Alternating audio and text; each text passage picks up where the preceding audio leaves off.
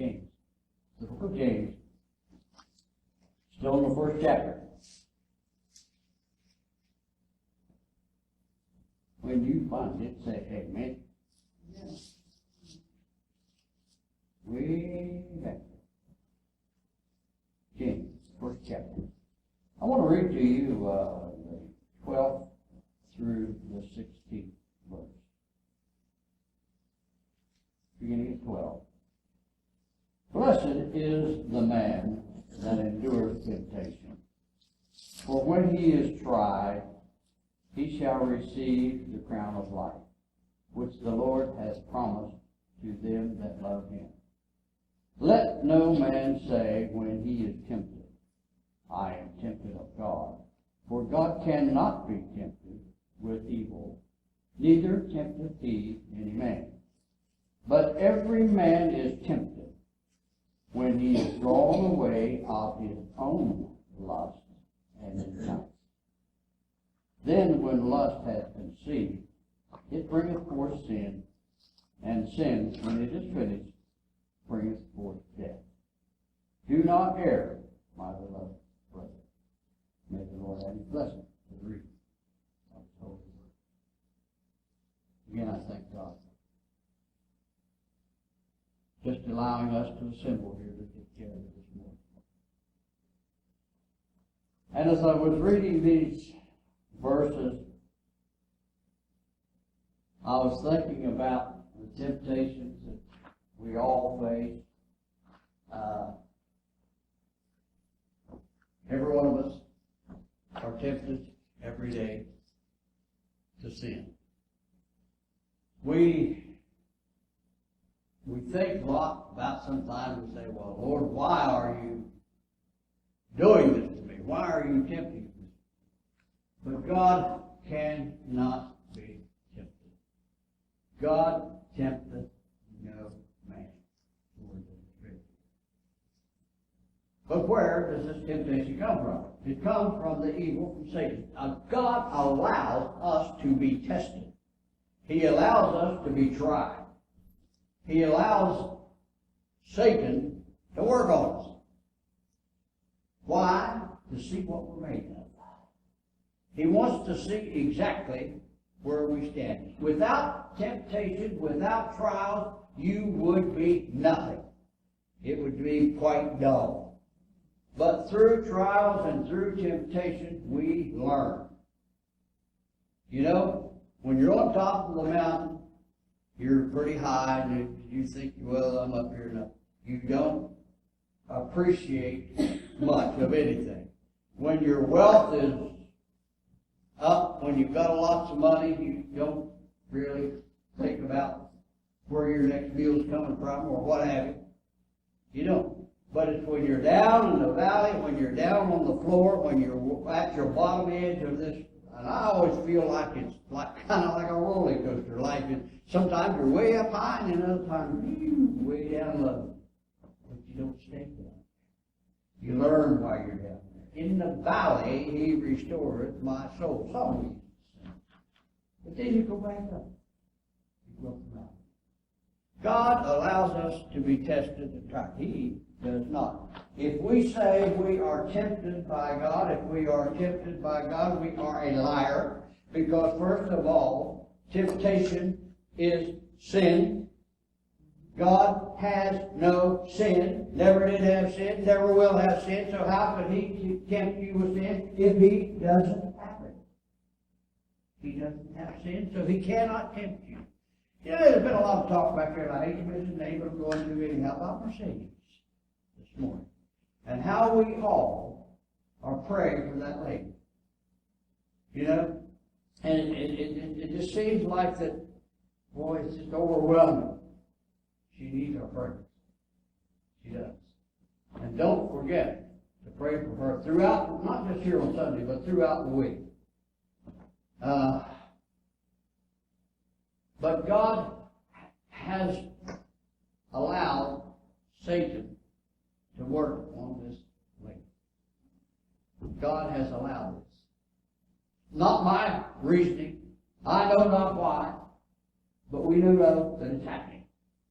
The same has happened to you, and the same has happened to me. We have been tested, we have been tried, and it has made us more pure. Metal being tested has to be heated, it has to be tried, it has to get the impurities out of it. We have to have the same thing. Yes. Every man is tempted. Well, what causes temptation? Where does it come from? The Bible tells me in 1 Corinthians, the 10th chapter, 13th verse, that there hath no temptation taken you, but such as is common to man. But God is faithful, who will not suffer you to be tempted above that ye are able, but will with the temptation also make a way to escape, that ye may be able to bear it. No temptation. You are not unique in anything that you do, in any of your testing. It has happened before. It has happened to other people. These temptations that we have, and some of the scriptures that I've read, it refers to how, as I read to you earlier this morning, the lust that we have within us. That old self, that old person, that old lustful person, we generate within our heart and in our mind. That's where it comes from, established there. But it comes forth and it causes us to look, and we like to think of this, we always think of this as a sexual thing, a moral, this. We always like to think that that's where it is, that we, probably we're all guilty of it. I don't know about you, but I sure have. We look on the opposite sex and the way they dress today, and they leave little imagination, and that old lustful part of us inside, we get to thinking about this thing, and whoo, it can go wild. And I'm sure it happened to everyone sitting in this room this morning. Yes, it's common. It is quite common.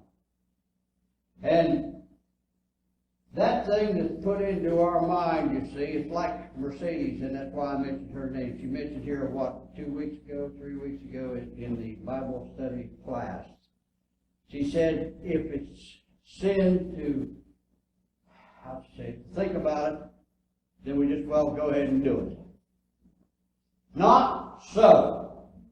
The thing that's implanted within our mind, Satan has put there.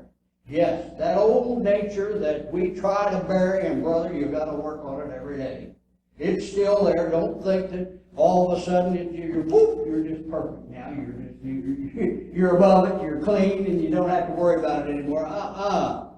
He comes back at you at your weakest point. Fix it up and you'll find another.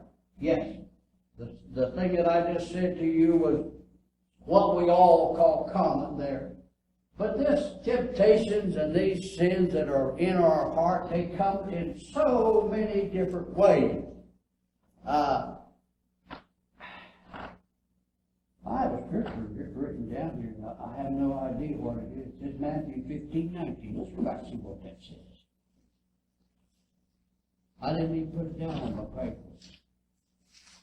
So it must be Matthew 15. Let's go back and read this. See what it says. Okay, you find it. Where's Matthew? It'll take a minute.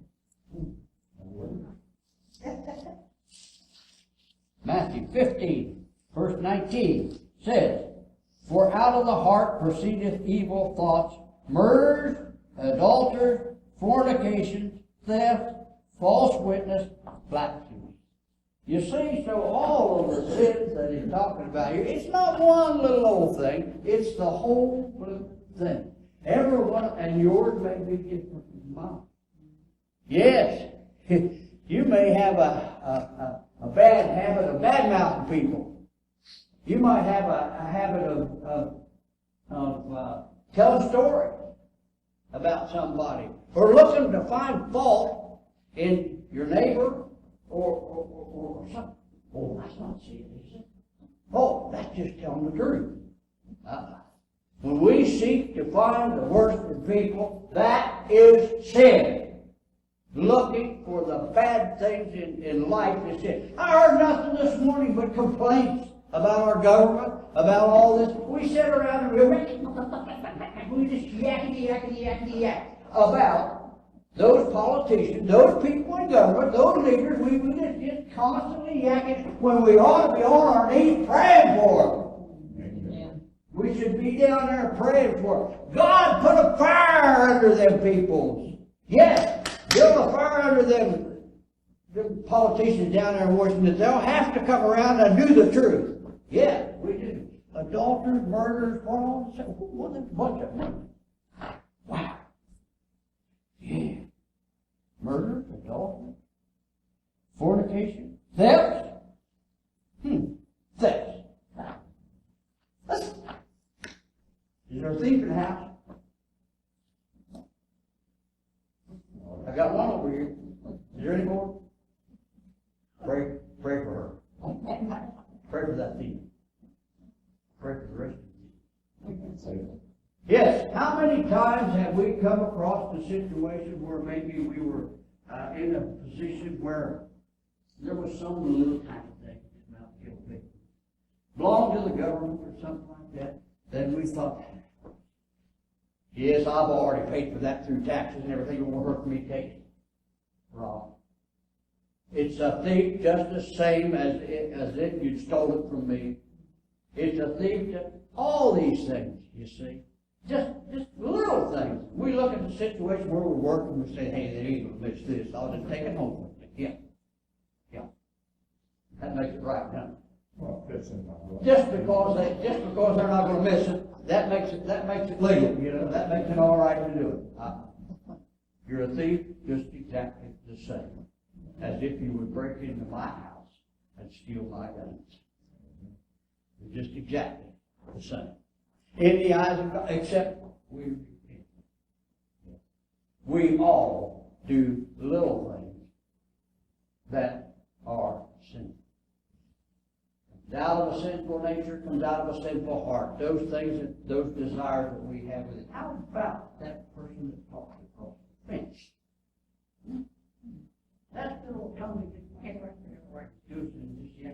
talk stories about your neighbor. Tell us things that just can't wait to get this on the news. You know, I just can't wait to get this across the fence or on your party line used to be telephone. Oh boy, you get on that, you can just hear all kind of good stuff. Yeah. And anymore, I think they call it the internet. Yeah. Then you can get down there and you can just find all kinds of juicy stuff about your neighbor. No, wouldn't do that. Boy, you get in a quiet circle someplace. Have you heard what she done? I said, no, I haven't. Don't tell me. No, we won't. We'll stick out a weir out there and we'll say, yeah, what was it? Like he told you, about the truck parked in front of the bar. Yeah, right. Well, these things all come from the heart. Those things that Satan gets in there and he prods us.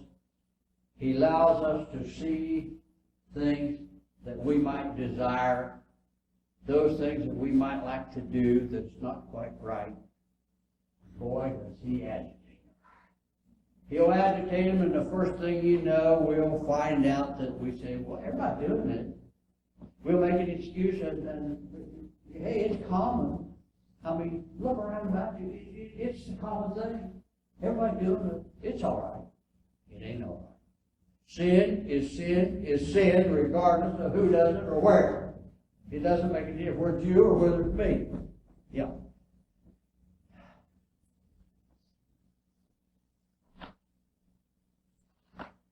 There's three words that kind of goes along with this. To begin with, it's provoke. Satan loves to make tempt you, to provoke you. He loves to stir trouble. He loves to cause churches to split. He loves to cause difference between this side of the aisle and this side of the aisle. No, I wouldn't sit by you. There ain't no way I'm going to sit on your side of that church. I'm going to the other side. He loves to stir trouble. He loves to do this. He just can't wait to get people agitated one toward the other, so that they'll go around. Yeah, bad mouth one another. Yeah, did you hear that choir? That piano. Did you hear that Sunday school teacher? No, that preacher, he don't know what he's talking about.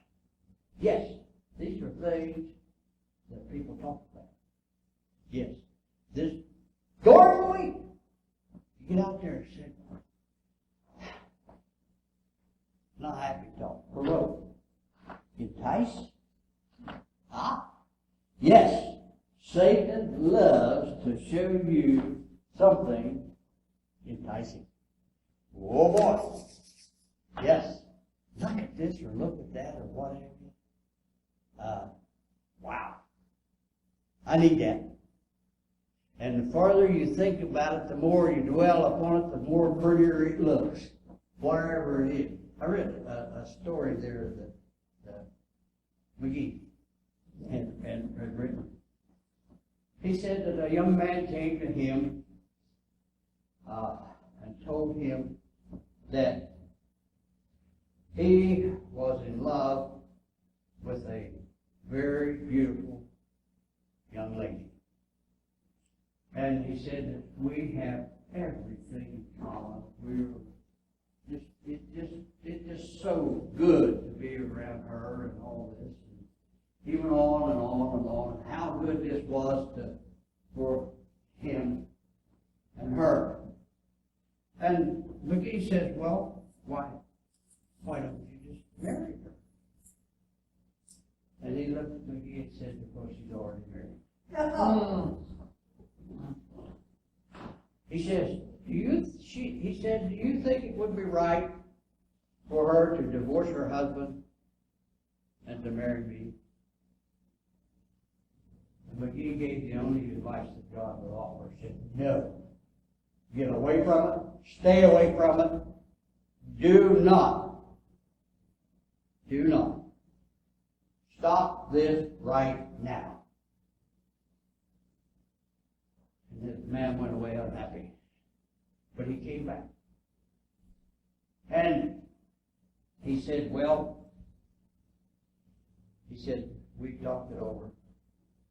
And said we made a decision that we will not ever proceed any further. It's over. He said, I've asked my boss to transfer me out of the country. But he said, though I really love this woman, he said, we've asked God when we're in heaven that he make it right. The only thing that we can do when we make mistakes, when we look at enticing things, is to say, God, you lead us. You show us the thing. Enticing? Absolutely. But the last word is snare. Yes. Once he has enticed us to the point that we feel like, yes, I can take this object. I can steal it. I can do this. I can take that drink.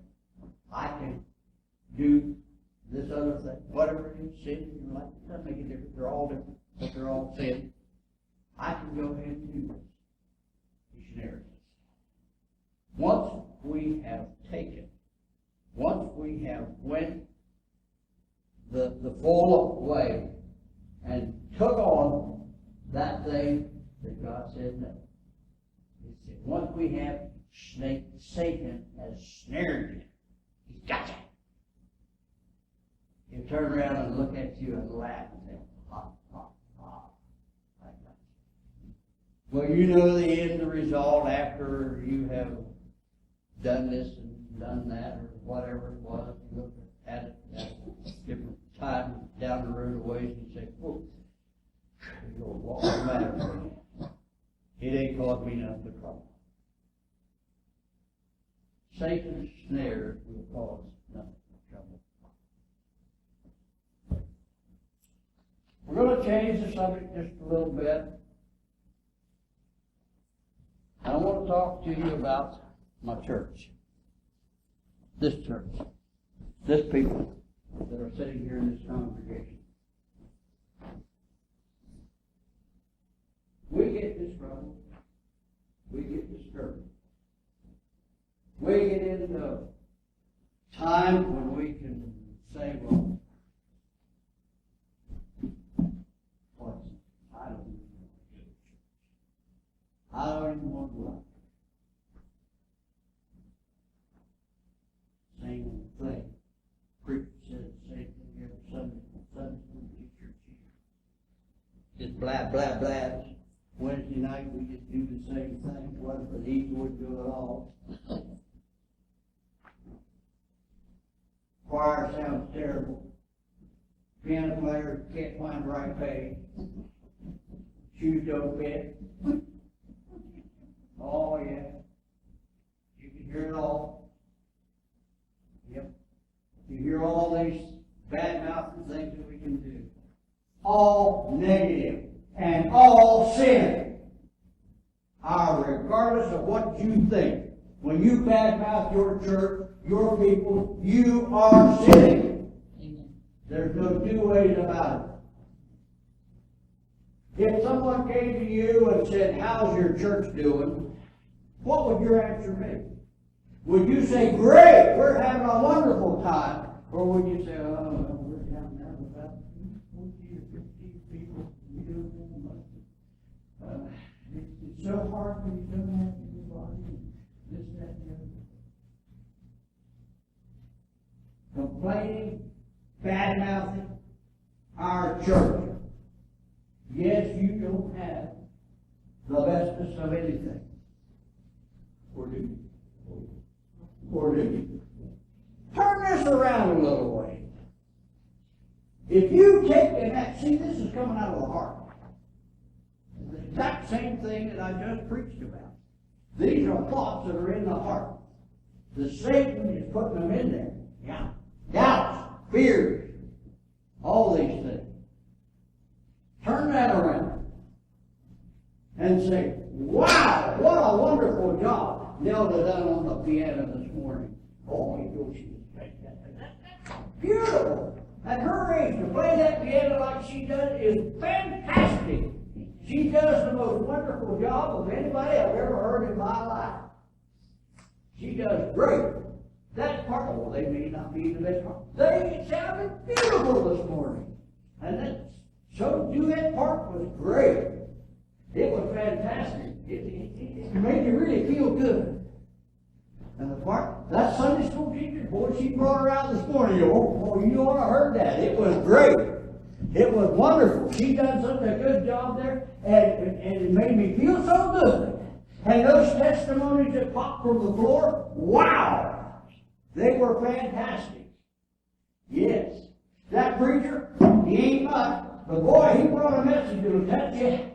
Yeah, he may be a farmer, he may be out there, but he'd get down next to you every once in a while. Yes, it was good. Oh, we had a wonderful service. I can't wait to get back into that church. Yes. This is what you should be seeing in your church. And when somebody asks you how your church is doing, these are the answers they should hear. Not, oh, we're down about 15 people now. We can't hardly make it. We're just this and that and the other thing and all the bad stories. No! Lift up everybody in this church. Every part of it. It doesn't make any difference if you lie a little. I always say, I do lie a little. But praise be unto God, if you have it within your heart that you are pleased, that you want to serve God, then that's what will come out. If you have it in your heart that you're going to badmouth people, you're going to live for Satan, you're going to sin, that's what will come out. Think about that. Yes, if you want to see these pews filled, you take that attitude. That attitude of being so pleased with everybody else. I love my neighbors. I love everybody in the house. We have such a close fellowship. And man, that Wednesday night service, we get into some of the discussions like you wouldn't believe it. And you really would enjoy it. It's good. We sometimes we get in pretty deep, but it's so good. And plus that, you get a little snack. You little icing on the cake. It's good. Yes, folks, if you'll take that attitude to everybody you meet, your church will be filled. But if you go around and say, oh, we have to have 15 people now. We don't have much. We can't do this, that, and the other thing. I ain't going over there. I don't want a part of that. I don't want that. No, I don't want to be a part of that church. No. They're dying, they're going out. But if you take that attitude of praising God and lifting up everything and say, wonderful service we had. Beautiful. Can't wait to get back. And me. Can't wait to get back in church. Yes. If you take that attitude, you'll look and say, well, there might have something going on over there. I want to go and see what it is. Then, when they come in the door and they join us in the pew, keep that attitude. When you hear something going on up here, say, praise the Lord for it. Yes, good. Enjoy what God has given. If it comes out of the heart, goodness comes out of the heart, it'll come out of the mouth. If there's evil in the heart, it will come out of the mouth. It's your choice. It's your church.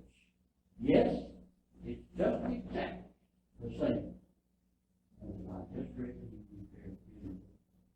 Okay. Yes. The very same thing. Only we apply a little bit.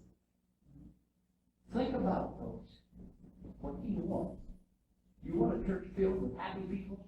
Or do you want a church filled with people that want to talk about no. You don't need none. Get on fire for the Lord Jesus Christ. When somebody says to you, how's your church doing? Say, wonderful. Wow. I can't wait to get back. It was so good. It was so good. And God has blessed us so well. Yes. Yes. It's your church. It's our service. As I said, God has led me. Yes. He gave me the answer. Praise His holy name.